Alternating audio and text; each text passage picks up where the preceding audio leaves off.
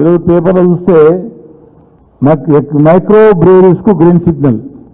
ఇది అంటే ఎంత ఘోరంగా ఉందంటే రెస్టారెంట్లలో,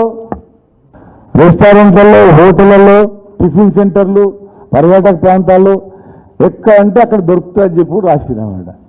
అంటే రాష్ట్రాన్ని అసలు ఏం చేయదలుచుకున్నారు? రాష్ట్రంలో ఉన్నటువంటి యువతను అసలు ఏం చేయదలుచుకున్నారు? ఇంత ఈజీగా రోడ్ల మీద అందుబాటులో బీర్ల కంపెనీలు పెట్టి అక్కడనే బీర్ తయారు చేసి అందుబాటులో బీర్లు ఎవరు తాగుతారు? జనరల్గా యూత్ తాగుతారు. బీర్ అనగానే యువత. కేవలం ఒక 20-24 హైదరాబాద్లో ఉండేవి, అది కూడా పెద్ద పెద్ద పబ్బులుగా, స్టార్ హోటల్ లాంటి పబ్బులలో ఉండేవి, సామాన్యులకు అందుబాటులో ఉండేటివి కావు అవి. కానీ ఇవాళ నువ్వు జిల్లాలకు కూడా పెడుతున్నాము.